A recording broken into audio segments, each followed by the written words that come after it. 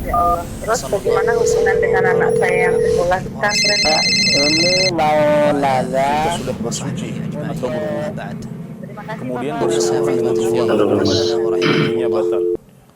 Bismillah. Assalamualaikum warahmatullahi wabarakatuh. Alhamdulillah hamdan katsiran thayyiban mubarakan fihi kamu yuhibbu rabbuna wa yarda. Asyhadu la ilaha illallah wahdahu la syarikalah wa asyhadu anna Muhammadan abduhu wa rasuluh. Amma ba'd, pemirsa Fatwa TV. Alhamdulillah kita dapat bersua kembali, berjumpa kembali di sore hari ini ya, bersama program yang digelar oleh Fatwa TV. Salah satu di antara program-program andalan Fatwa TV yaitu live interaktif bersama seluruh asatizah Fatwa TV. Dan kali ini, sore hari ini, yang digelar adalah programnya namanya live interaktif Tarbiyah Islamiyah. Tarbiyah Islamiyah ini dipandu atau diasuh oleh Ustadz yang posisinya ada di Jawa Tengah, yaitu Al-Ustadz Nafi' Zainuddin. Dan alhamdulillah juga Ustadz kita sudah tergabung bersama kita melalui telekonferensi. Semoga Allah lancarkan nih masalah teknikal, sinyal dan segala macam, sehingga bisa menjawab semua yang menjadi tanggungan kami, amanah kami dari para pemirsa untuk kami sampaikan kepada para asatiz untuk di-share bagaimana masalah-masalah mereka agar bisa diberikan nasihat oleh Ustadz Dewan Fatwa. Dan alhamdulillah Ustadz Nafi' Zainuddin sudah bersama kami. Sekarang kita sapa Ustadznya yuk. Assalamualaikum warahmatullahi wabarakatuh, Ustazuna, Ustadz Nafi' Zainuddin. Waalaikumsalam warahmatullahi Alhamdulillah, Masya Allah, barakallahu fikum Ustaz. Alhamdulillah, kami bersyukur kepada Allah, kemudian berterima kasih kepada Antum atas waktunya. Di tengah kesibukan Antum, kami juga tahu Antum sibuk. Antum juga di Al-Irsyad juga mengasuh membimbing divisi dakwah ya Ustaz ya, betul ya? Divisi dakwah di sekolah-sekolah Al-Irsyad yang ada berapa Ustaz? 12 Ustaz cabangnya? Yang sudah aktif ada 6 ya, kemudian 12 itu yang sudah masuk tahapan-tahapan untuk kita kerjasamakan insya Allah. Masya Allah, barakallahu fikum Ustaz. Alhamdulillah tidak terasa ya, dari 1 sampai sekian banyak, barakallahu fikum Ustaz. Pemirsa Fatwa TV, perlu kami umumkan atau kami beritahukan sebagai tugas saya sebagai pembawa acara bahwa kami membuka wadah atau link bagi mereka yang ingin ta'awun dakwah Islam bersama Fatwa TV seperti yang tertera di layar, yang itu kami sediakan link untuk nomor rekening berupa nomor rekening yaitu untuk transfer ta'awun dakwah Islam bersama Fatwa TV. Demikian nomornya. Kami tunggu kabar baiknya. Dan satu lagi yang perlu kami beritahukan bahwa nanti di bulan puasa ada beberapa jadwal yang disesuaikan. Seperti hampir semua jadwal live interaktif di Fatwa TV disesuaikan.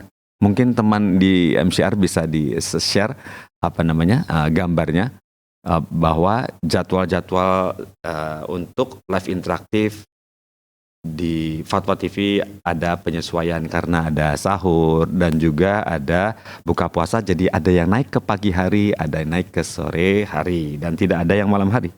Dan acara live interaktif Tarbiyah Islamiyah ini bersama Ustadz Nafi' Zainuddin SIMHI ini ada di hari Selasa, tetap harinya Selasa, namun waktunya berubah menjadi pagi hari, yaitu pukul 6 pagi 6 pagi sampai jam 7. Nah, habis sahur jangan tidur ya, nonton Fatwa TV ya, bertanya kepada Fatwa TV di Fatwa TV, dijawab oleh asatiz Dewan Fatwa jam 6 mulai sampai jam 7, disambung lagi jam 7 sampai jam 10, jam 6 sampai 7, kemudian jam 10 sampai jam 11 bersama Ustadz Iqbal yang tadi pagi jam 10 tetap jam 10.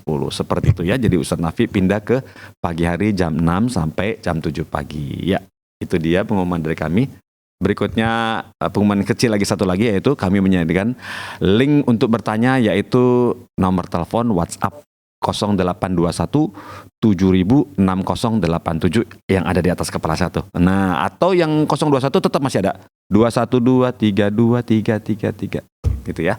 Baik, sudah cukup dari saya dan sekarang saatnya kita kembali kepada Ustadz ya. Ya, bismillah. Ustadz, di pertemuan kali ini mau Ustadz kita diberikan nasihat, kita diberikan peringatan, kita diberikan tips bagi masalah pendidikan putra-putri kita, generasi bangsa Indonesia, insya Allah generasi Muslim yang ada di Indonesia, negara kita tercinta ini, menghadapi bulan puasa Ustadz.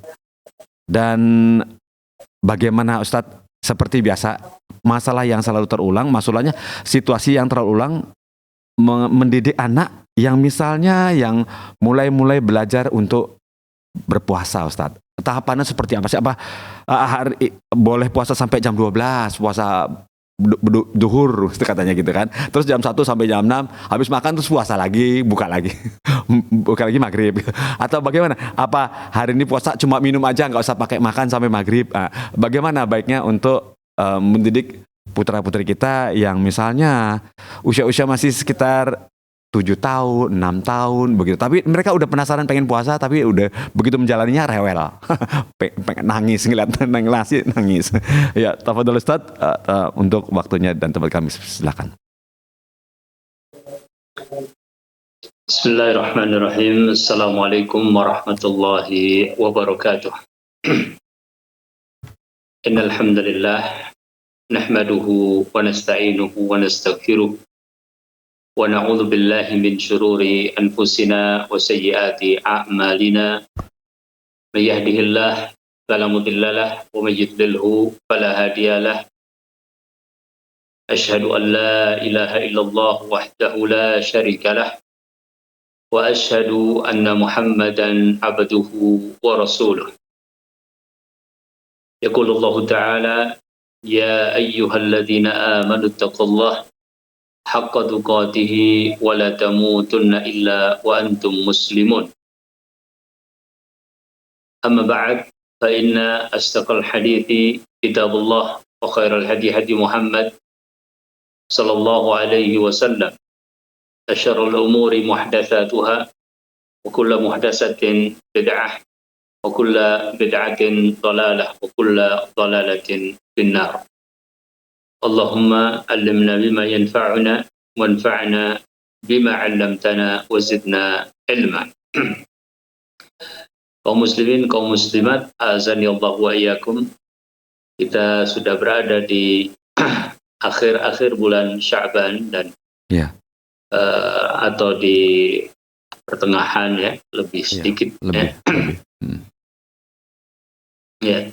Semoga Allah Subhanahu wa taala berikan kesempatan kepada kita untuk berada di bulan yang Allah Subhanahu wa taala barakahi, syahrun mubarak, amin, bulan Ramadan, dan diberikan taufik untuk beramal ibadah karena Allah Subhanahu wa taala mendapatkan maghfirah dan beramal saleh yang banyak sebagaimana Nabi kita sallallahu alaihi wasallam. Dan kaum muslimin, baik mereka yang sudah berumur balik ataupun yang belum berumur balik, secara umum sangat menyambut gembira kedatangan bulan Ramadan yang Allah Subhanahu wa taala barakahi tersebut. Dan Rasul sallallahu alaihi wasallam juga memberikan tabsyir atau berita gembira akan datangnya bulan mulia ini. Mungkin kita sudah mulai mendengar tuh anak-anak ya, kapan puasa ya. Ada saat-saat mereka merasa bahwa berbuka puasa adalah kebahagiaan yang sangat berkesan. Bahkan juga sahurnya bersamaan melakukan salat tarawih di masjid dan seluruh syair ibadah-ibadah yang dilakukan di bulan tersebut. Jadi anak-anak insya Allah mempunyai kesiapan secara mental ya untuk ikut serta menyambut bulan Ramadan dengan bahkan berpuasa ya. karena melihat orang tuanya, ya, ayahnya, ibunya berpuasa, kakaknya ya berpuasa, abangnya berpuasa, maka dia pun ingin ikut berpuasa. Jadi ada sebuah kesiapan mental tersebut. Dan bagi sebagian anak mungkin kemudian tidak ragu-ragu insya Allah untuk memulai, hanya saja ya biasa mungkin ada semangat ya. Namun karena kondisi ya fisik ya, belum tahan lapar sebagaimana tahannya Mas Pongki misalnya kan, ya, maka memang perlu ada takwid, ada pembiasaan.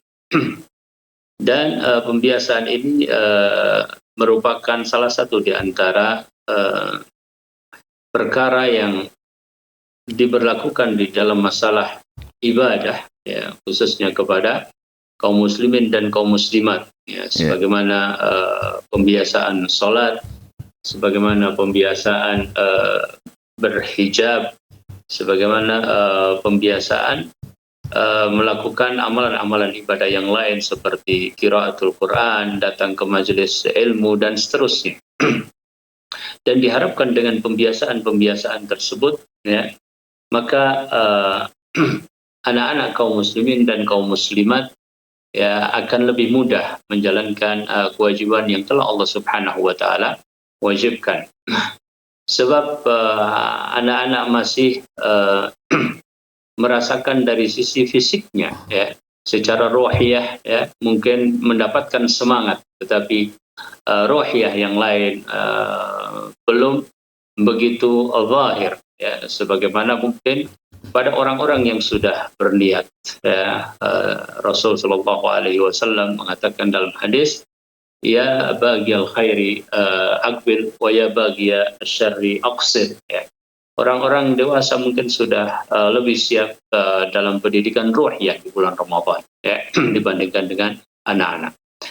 Nah, para sahabat radhiyallahu alaihim ajma'in ternyata juga melakukan ta'wid tersebut, yaitu membiasakan. Sebagaimana diriwayatkan dalam sebuah riwayat, kunna nusawwimu abna anak. Dahulu kami nusawwim, yakni melatih anak-anak kami untuk berpuasa, ya. Apakah di bulan Sya'ban atau lebih dari itu adalah di bulan Ramadan, ya.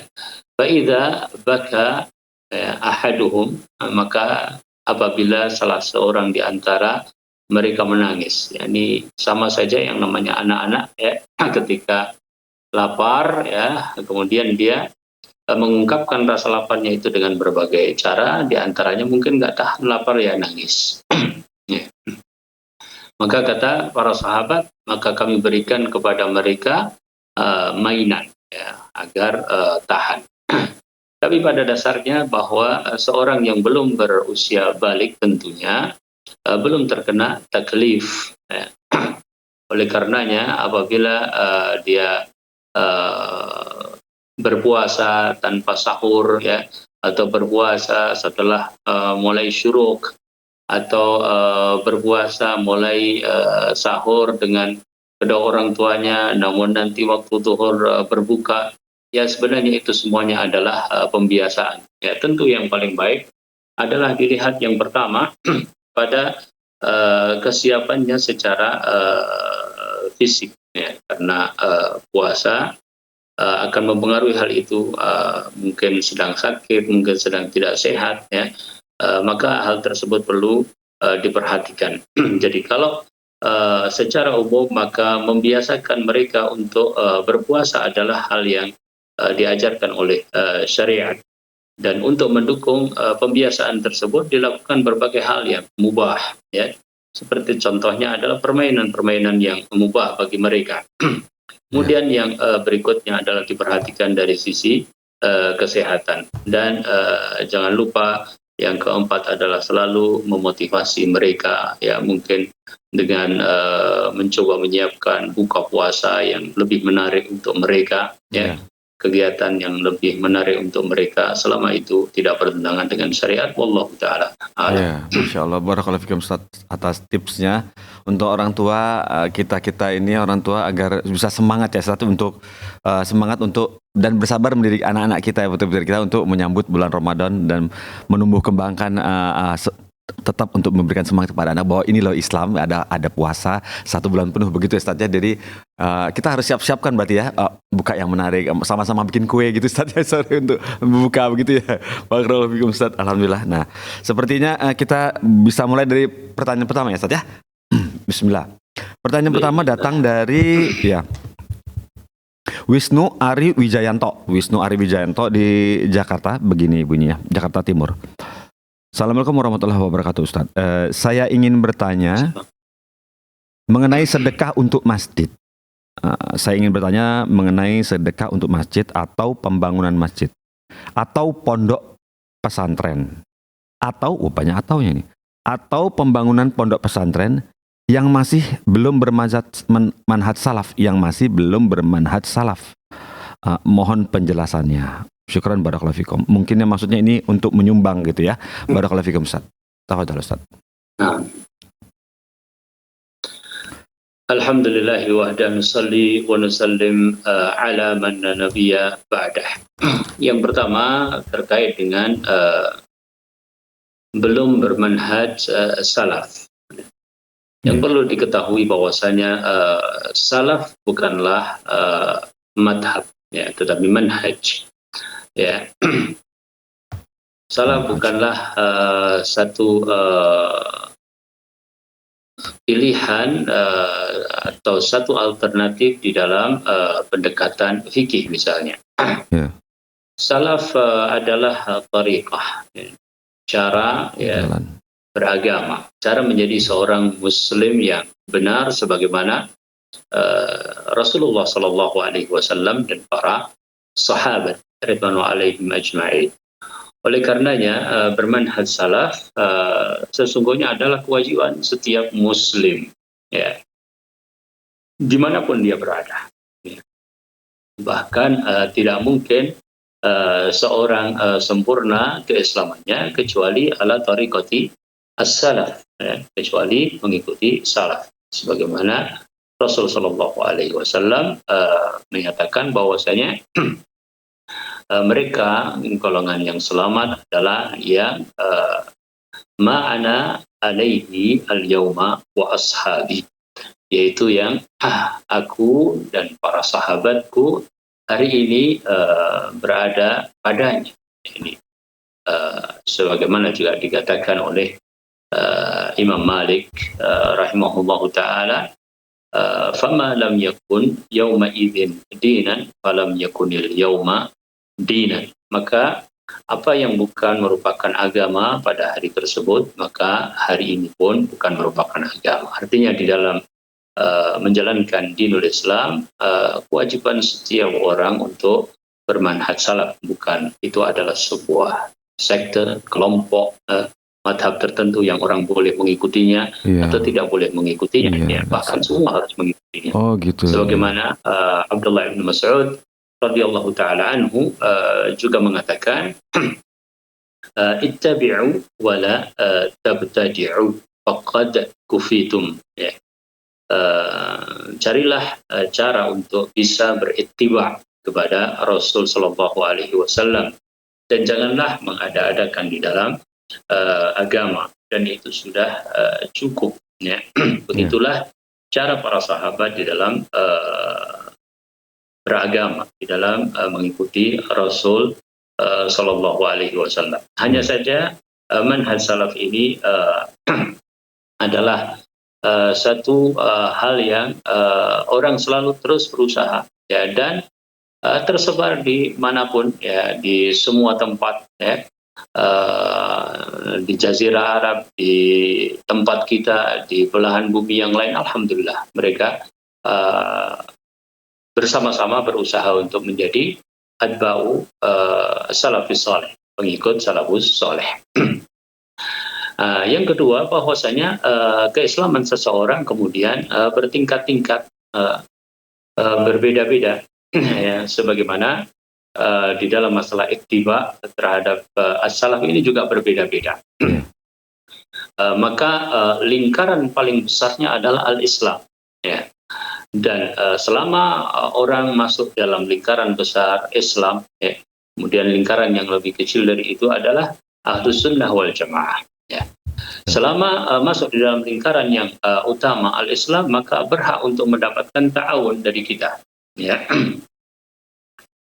Untuk mendapatkan bantuan dari kita, ya, apakah itu masjid, ya, apakah itu pesantren, apakah itu kegiatan-kegiatan yang dalam hal ini berusaha untuk mengikuti sunnah Nabi SAW dan masih dalam lingkup Islam. Adapun masjid yang waliyadzubillah seperti pada zaman Rasul ada yang disebut dengan masjid dirar, ya, masjid yang memang sengaja untuk tafriq, memecah belah di kalangan kaum muslimin, ya, bukan untuk beribadah, maka tentu tidak boleh kita membantunya. Atau atas nama pondok, atas nama pesantren, tetapi di dalamnya ada syirik, ya, misalnya penyembahan kepada kuburan, atau ajarannya adalah ajaran-ajaran yang sesat, ya, yang berbahaya untuk keutuhan Islam seseorang, ya, maka tentu tidak berhak untuk dibantu, karena Allah Subhanahu wa taala berfirman, wa ta'awanu 'alal birri wat taqwa. Ya, ta'awun itu adalah dalam albir dan at-taqwa. Wala ta'awanu, dan janganlah tolong menolong ala al-itsmi wal udwan. Wallahu taala a'lam. Betul, Ustaz. Ya, jadi yang perlu dicermati adalah apakah sekolah tersebut atau yayasan tersebut, di pondok tersebut ada unsur-unsur kesyirikan, ya, maka itu sebaiknya dihindari, ya, Ustaz, ya. Wala ta'awanu 'alal udwan. Harus dihindari, kalau Harus dihindarkan, harus dijauhi, ya. Jangan dibantu. Berikutnya, Ustaz, pertanyaan datang dari Agus Trianto. Agus Trianto di Bekasi, Jawa Barat. Begini bunyinya. Bismillah. Assalamualaikum warahmatullahi wabarakatuh. Ustadz, izin bertanya, Ustadz. Saya Agus mau bertanya. Oh, Masya Allah. Saya dan beberapa teman memiliki yayasan non-profit. Berjalannya waktu, kami juga mempunyai sekolah yang dinaungi yayasan tersebut. Sekolah yang kami dirikan juga bersifat non-profit. Berjalannya waktu juga, efek pandemi kemarin, ada beberapa anggota yayasan yang meminjam uang ke sekolah yang kami dirikan. Maka yang saya tanyakan adalah, bagaimana hukumnya meminjam uang ke sekolah ataupun yayasan yang kami dirikan itu? Apakah diperbolehkan, Ustadz? Demikian, terima kasih. Nah, alhamdulillah, wassallallahu wasallam ala Rasulillah. Ya, pada asalnya hukum meminjam apabila memang untuk hajah, untuk sebuah keperluan, maka diperkenankan secara syar'i. Dan di antara hal yang perlu diperhatikan adab-adab dalam meminjam adalah berniat untuk mengembalikan, ya, dan menuliskan pinjam meminjam tersebut, ya. Adapun terkait dengan lembaga tersebut, ya, bahwa lembaga itu mempunyai catatan-catatan yang jelas dan dikontrol secara jelas secara bersama-sama. Zahirnya wallahu taala alam, ya, tidak ada masalah, tapi Mas Pongki mungkin ini bisa ditanyakan kepada asatidz. Saya khawatir ada hal-hal yang tersembunyi buat saya tidak lebih jauh melihatnya. Wallahu taala a'lam. Barakallahu fikum, Ustaz. Baik, Ustaz, kami teruskan kepada Ustaz yang mengasuh acara muamalah, ya, Ustaz, ya. Barakallahu fikum. Kemudian pertanyaan berikut dari Ibu Sumayyah. Ibu Sumayyah di Jawa Timur, Surabaya. Begini bunyinya. Namun pemirsa, tersela sedikit, ada telepon masuk. Kita coba sapa dulu penelponnya. Assalamualaikum Fatwa TV. Ya, silakan penelpon. Assalamualaikum, Fatwa TV. Ya, halo.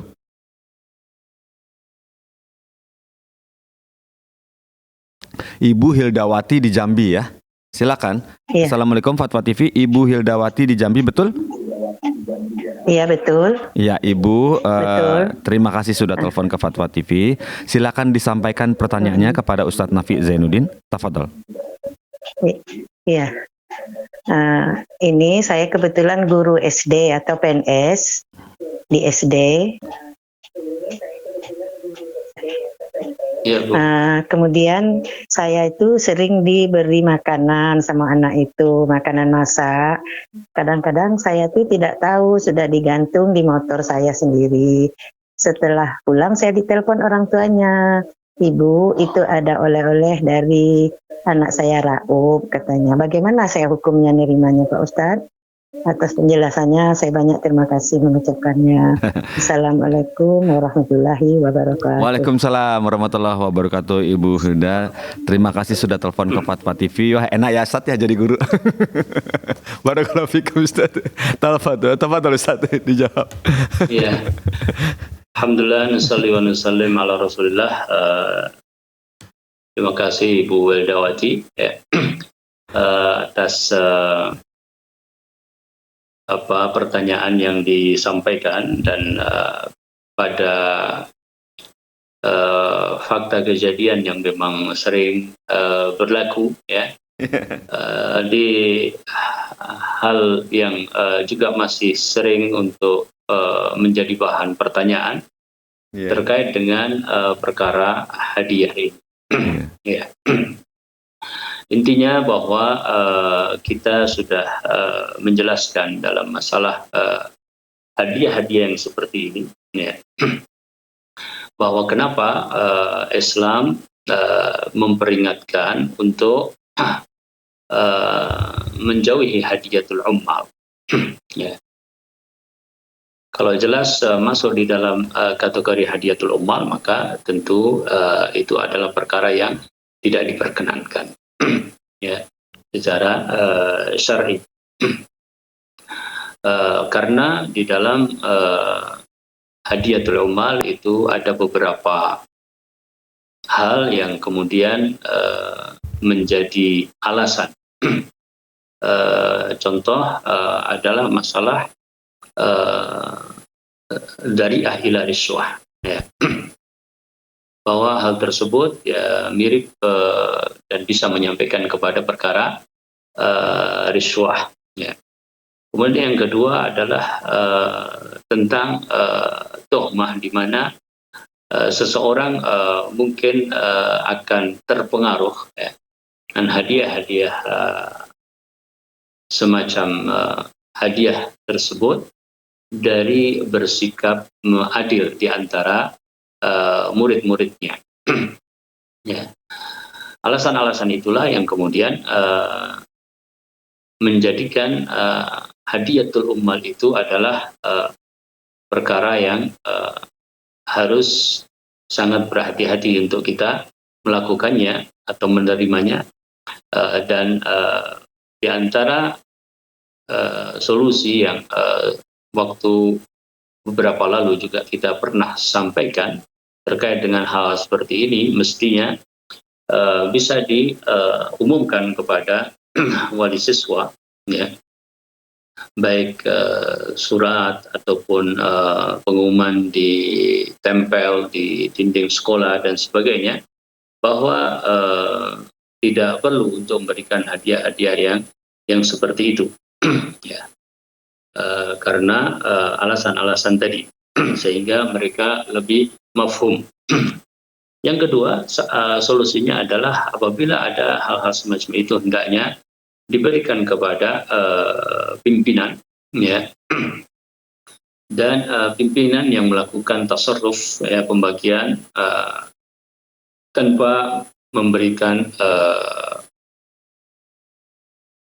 penjelasan bahwa hadiah tersebut adalah dari fulan, ya, dari seseorang yang disebut namanya, ya. Demikian juga pimpinan harus menjaga tentang larangan-larangan tadi, jangan sampai dia juga masuk di dalamnya. Terkadang perkara-perkara yang kecil, wallahu taala alam, dimaklumi, difahami. Ya, kadang orang mendapatkan hadiah-hadiah yang dalam tanda kutip tidak seberapa sehingga tidak mempengaruhi. Ya, dalam hal ini ulama sampai menyebutkan tentang apabila hadiah itu adalah merupakan kebiasaan. Ya, artinya orang yang memberikannya memang sudah biasa memberikan hadiah tersebut, baik sebelum anaknya masuk, ya, ataupun kemudian dia teruskan setelah anaknya masuk. Ya. Dan itu pun tadi walaupun kecil, apabila ternyata mempengaruhi perkara-perkara objektivitas di dalam mengajar keadilan, di dalam memberikan nilai keadilan dan perhatian di dalam perlakuan kepada peserta didik, maka dijauhi. Allahu ta'ala alam. Ibu barakallahu. Ya, Masya Allah, barakallahu fikum Ustaz. Dan memang menjadi sebuah fenomena yang biasa Ustaz ya, terutama di kota-kota besar seperti Jakarta terutama Ustaz. Memang beberapa bahkan ada beberapa yang husnuzon, ada niat baik, tetapi perlu diperhatikan bahwasanya syariat jelas-jelas memberikan yang lebih baik, ya, dengan berbagai alasan-alasan yang disebutkan oleh para ulama, memahami dari nas hadis. Wallahu ta'ala alam. Iya, barakallahu fikum Ustaz, atas peringatannya saat ini, berupa peringatan untuk kita semua Ustaz, bagi baik itu orang tua yang mensekolahkan anaknya di pondok atau di sekolah, kemudian di institusi, kemudian para guru yang mengajar putra-putrinya, mengajar putra-putri beberapa orang yang mungkin dari orang-orang yang ekonomi menengah ke atas, yang mudah bersedekah dan membagi-bagi hadiah, itu juga harus berhati-hati ya Ustaz ya. Dan beberapa teman-teman saya yang dulu juga nggak mau pindah dari mengajar guru SD Ustaz. Jadi enak kalau jadi guru SD, tiap terima rapot panen katanya.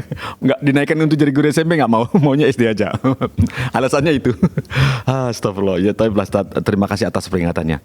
Kemudian kita masuk ke pertanyaan berikut ini Ustaz. Pertanyaan berikut dari Sumayyah di Jawa Timur, kita teruskan yang tadi dari Surabaya. Begini bunyinya, Assalamualaikum Ustadz Nafi, semoga selalu dalam lindungan Allah. Saya mau tanya Ustadz, bagaimana hukumnya apabila ada seorang suami yang hanya sibuk dengan ibadahnya tanpa mengurus anak dan istrinya, dalam kurung bahkan tidak memberikan nafkah, kurung tutup. Yang memberi nafkah untuk istri dan anaknya malah saudaranya. Lalu apakah kelak nanti sang suami itu di akhirat ia masuk neraka Ustadz? Jazakallahu khairan. Nah, alhamdulillahi rabbil alamin, nusalli wa nusallim ala rasulillahil amin. Wabad. Ya, tentu kita sudah memahami bahwasanya nafkah kepada istri, kepada keluarga adalah hal yang wajib. Allah Subhanahu wa ta'ala berfirman dalam Al-Quran, wa 'alal mauludi lahu rizquhunna wa kiswatuhunna bil ma'ruf. Bahwa seorang kepala keluarga, ya, berarti mempunyai kewajiban untuk memberikan nafkah tersebut. Ya. Nah, nafkah tadi terkait dengan sandang, ya, papan, dan juga pangan. Allah Subhanahu wa ta'ala berfirman di dalam Al-Quran, wa inna laka alla taju'a fiha wala ta'ra. Bahwasanya engkau di dalam kehidupan surga, wahai Adam, ya, tidak mendapatkan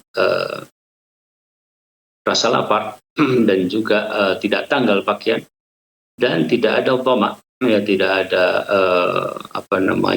haus wala tabha, dan juga tidak kepanasan. Dari ayat ini para ulama menyebutkan tentang kewajiban nafkah. Dari mana nafkah itu diperoleh? Ya, dari mana saja asal halal. Ya, seandainya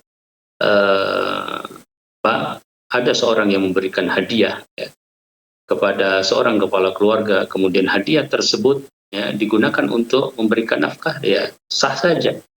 Ya, saudaranya misalnya memberikan hadiah secara bulanan, ya, maka menjadi pemasukan, ya, buat dirinya. Nah, kemudian itu dijadikan nafkah, ya, maka sah saja, halal saja. Iya.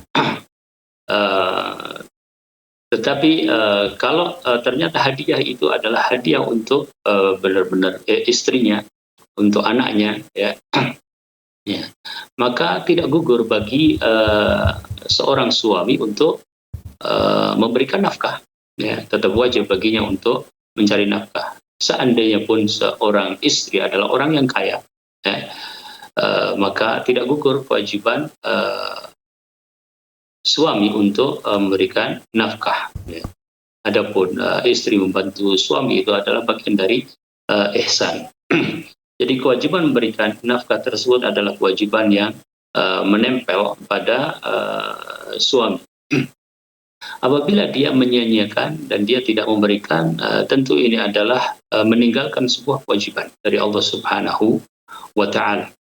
Dalam hadis disebutkan, kafa bil mar'i ithman an yudayyi'a man yakut. Ya.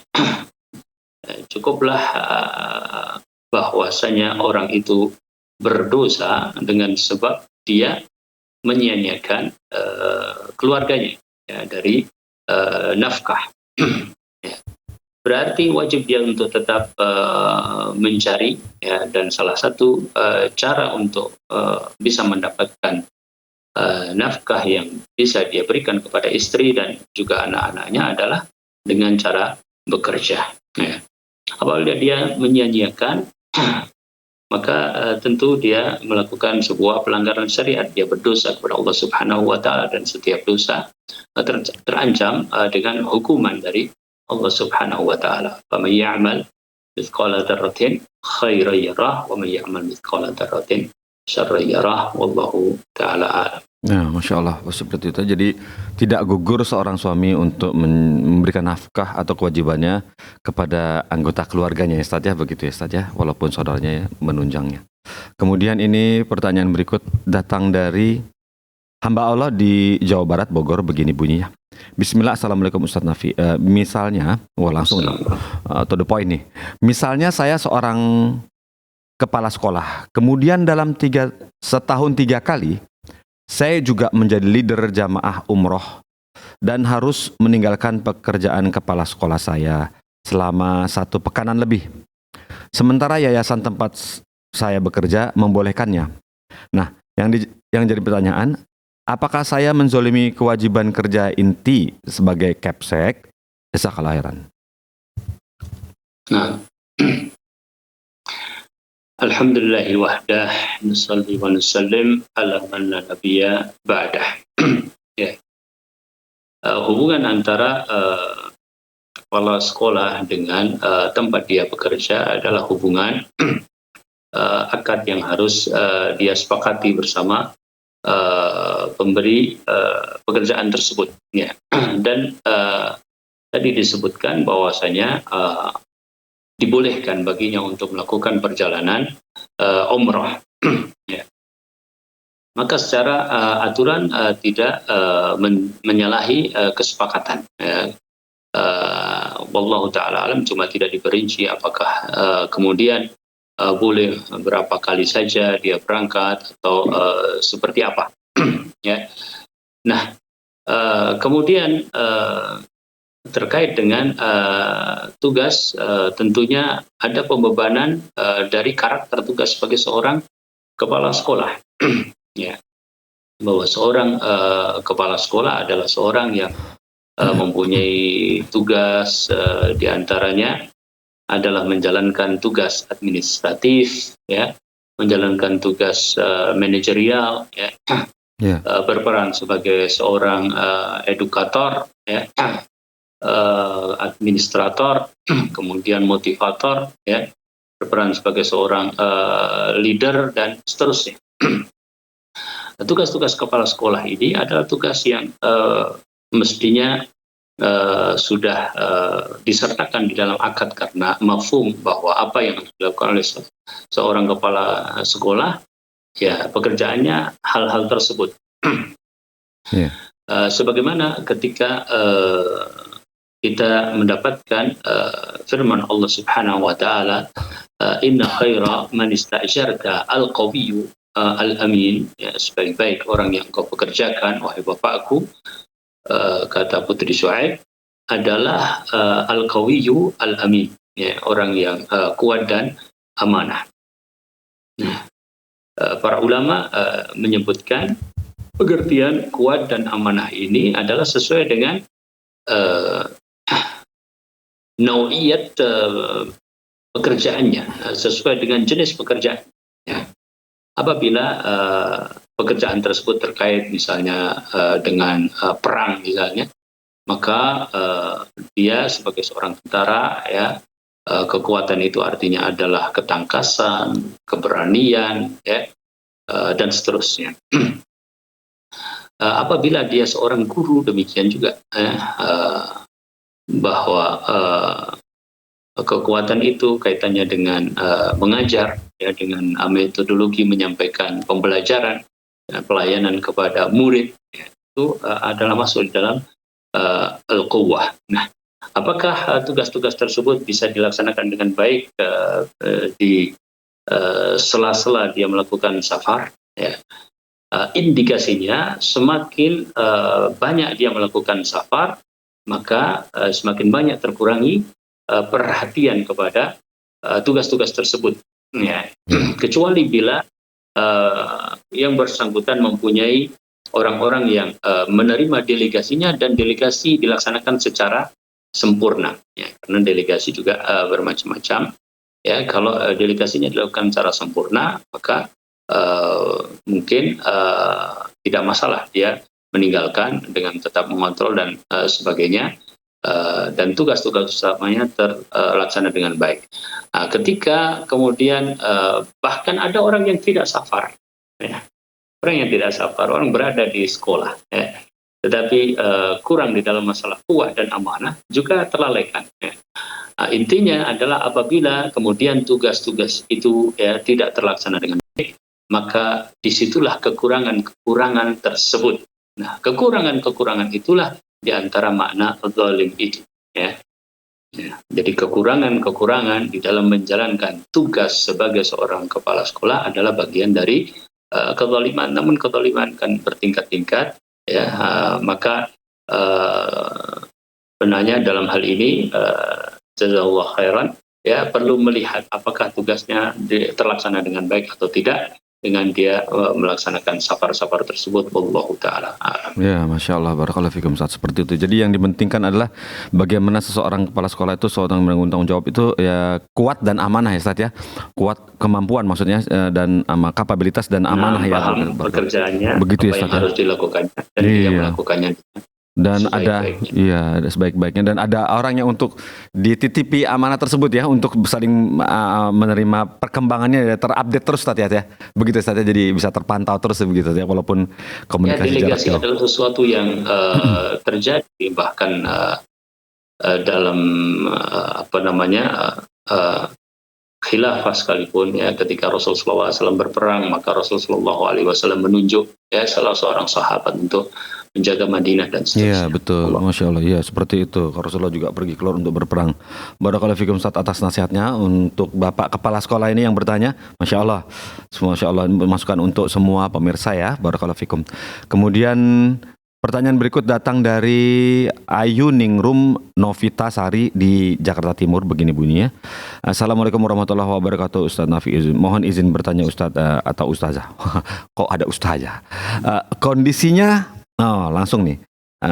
Kondisinya adalah saya seorang pekerja dari sebelum menikah. Oh, maksudnya saya bekerja dari sebelum menikah. Tepatnya, saya adalah seorang guru. Kemudian, saya sudah ditugaskan untuk mendampingi anak-anak untuk mengikuti kunjungan di luar kota bersama dengan guru-guru lainnya. Namun, ketika sudah mendekati hari perjalanan, suami saya tidak mengizinkan karena safar tanpa mahram. Nah, sedangkan surat keputusan telah dibuat. Lalu, Ustadz, bagaimana yang bisa saya lakukan dengan kondisi seperti ini? Jazakallahu khairan. Nah, alhamdulillah, nusalli wa nusallim ala Rasulillah. Seorang istri adalah seorang yang dibebani untuk taat kepada suaminya. Ya, bahkan di dalam perkara-perkara yang mubah yang tidak bertentangan dengan syariat. Ya. Apa yang disebutkan adalah terkait dengan safar tanpa mahram. Ya, meskipun itu adalah tugas. Ya. Ya. Dan alhamdulillah bersyukur kepada Allah Subhanahu wa taala karena suami mengetahui hukum agama dan mendukung istrinya untuk iltizam, untuk komitmen terhadap hukum agama. Rasul sallallahu alaihi wasallam mengatakan la tusafiru al-mar'atu illa wa ma'aha tu mahramin atau kama qala sallallahu alaihi wasallam. Ya. Janganlah seorang wanita melakukan safar kecuali bersama mahram. Ya. Maka larangan suami ini adalah larangan yang benar, yang sesuai dengan syariat. Ya. Kalaupun ada syarat-syarat yang terkait dengan pekerjaan sebelumnya, tetapi syarat-syarat itu bertentangan dengan syariat, tentu kita lebih tunduk kepada syariat. Ya. Ya, wallahu taala alam, itulah yang harus dilakukan. Adapun kepada sekolah hanya mungkin butuh penjelasan dan juga solusi berikutnya yang itu bisa dibicarakan ya secara alasan yang sebenarnya. Ya, semoga Allah Subhanahu wa taala memberikan jalan dan solusi untuk semuanya. Allahu taala. Masya Allah, barakallahu fikum. Ustaz, jadi ditaati Allah dulu ya Ustaz ya, nanti hati orang dibuat ridho ya. Masya Allah, barakallahu fikum Ustaz atas nasihatnya kepada ibu yang bertanya ini. Berikutnya pertanyaan masuk dari Bapak Fakhrul Nofriansyah di Kepulauan Riau, Kabupaten Lingga. Begini bunyinya pertanyaannya. Assalamualaikum Ustaz Nafi, saya bersekolah di sekolah umum, dalam kurung bukan sekolah agama, kurung tutup. Dan sekolah itu punya kegiatan upacara bendera yang rutin dilakukan. Dan tiap akhir upacara selalu diakhiri dengan doa. Doa yang dimana doa tersebut mengandung kata kesyirikan dan pembatal Islam. Jika saudara saya ingin masuk ke sekolah tersebut, lalu saya membantunya mengurus berkas-berkasnya dengan niatan agar dia bisa belajar ilmu dunia, dan saya tidak ada niatan agar dia terjerumus ke dalam kesyirikan. Apakah saya berdosa ya Ustadz? Jazakallah khairan. Ya, alhamdulillah. Shalli wa sallim ala Rasulillah. Ya. Pertanyaan dari saudara kita mirip tadi dengan pertanyaan yang pertama. Betul. Ya. Betul. Yang perlu digaris bawahi adalah doa yang mengandung syirik tadi. Ya. Doa yang mengandung syirik, saya tidak tahu. Semestinya orang berdoa kepada Allah Subhanahu wa taala ya mengikuti Rasulullah sallallahu alaihi wasallam. Ya. Pilih doa-doa yang diajarkan oleh Rasulullah sallallahu alaihi wasallam, karena doa-doa tersebut adalah doa-doa yang terbaik. Ya.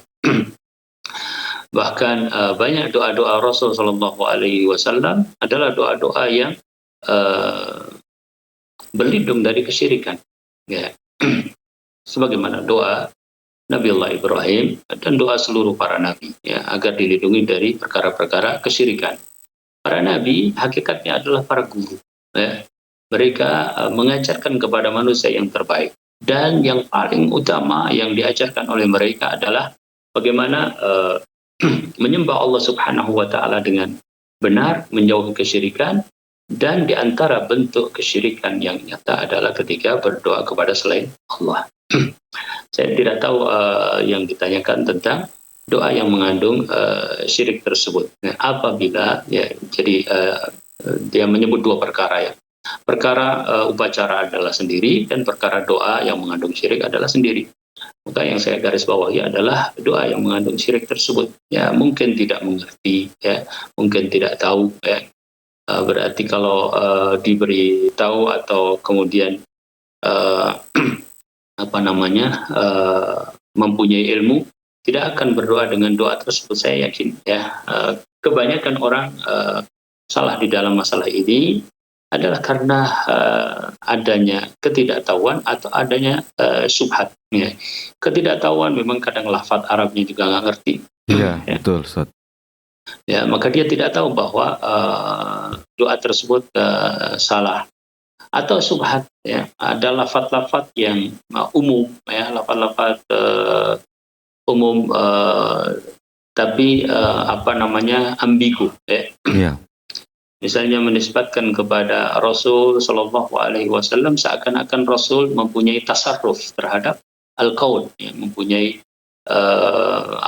kemampuan untuk melakukan sesuatu di alam ini tanpa Allah Subhanahu Wa Taala. Tapi lafaz-lafaznya umum, bisa artinya sampai seperti itu, bisa enggak. Iya. Ya, jadi kembali lagi titik beratnya adalah kepada doa tersebut. Ya. Nah, kalau ternyata itu hanya dari pembaca doa, ya, dari lafaz doa, maka kita tidak bisa memberikan hukum kepada seluruhnya. Ya, sekolah itu mungkin banyak mengajarkan kebaikan yang lain. Ya. Ya. Kecuali kalau memang itu adalah ajaran lembaga pendidikan tertentu, ya, berdoa dengan doa-doa syirik. Saya contohkan tadi pada pertanyaan yang pertama bahwa pesantren tapi mengajarkan syirik, alhamdulillah misalnya, maka tentu ya jangan tahu.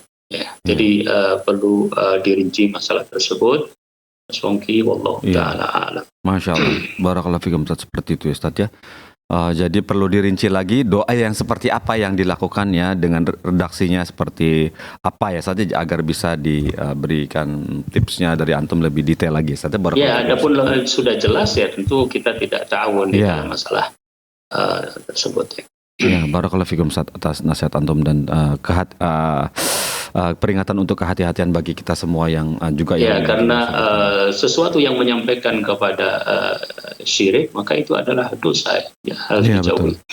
Iya, harus dijauhi. Barakallahu fikum, Ustaz. Ini nggak main-main kalau masalah ini. Barakallahu fikum, Ustaz, atas peringatannya. Baiklah, Ustaz, alhamdulillah jawaban antum kepada Bapak Fahrul Nofriansah di Kepulauan Riau, Kabupaten Lingga ini merampungkan acara kita sementara di sore ini, Ustaz. Alhamdulillah, Ustaz. Semoga teman-teman yang bertanya bisa, pemirsa yang bertanya bisa mengambil pelajaran dari apa yang sudah disampaikan Ustaz. Barakallahu fikum, Ustaz. Jazakallahu khairan, Ustaz. Alhamdulillah. Ustaz, bolehkah kami tutup acaranya, Ustaz? Nah, alhamdulillah. Barakallahu fikum. Pemirsa Fatwa TV, nah, tuntas sudah acara kita sementara di sore hari ini.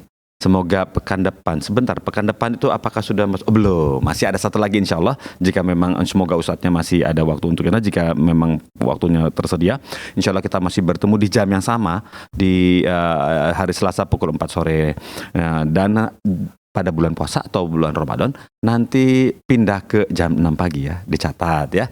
Insya Allah jangan habis sahur, jangan tidur, telepon Fatwa TV untuk bertanya tentang masalah agama. Barakallahu fikum, Ustaz. Pemirsa Fatwa TV, kita tutup acara ini dengan kafaratul majlis. Subhanakallahumma wa bihamdika asyhadu an la ilaha illa anta astaghfiruka wa atubu ilaika. Wassalamualaikum warahmatullahi wabarakatuh. Ya Allah. Terus bagaimana hubungan dengan anak saya yang sekolah di pesantren? Ini mau nanya. Sudah bersuci atau berwudu. Terima kasih, Kemudian Bapak.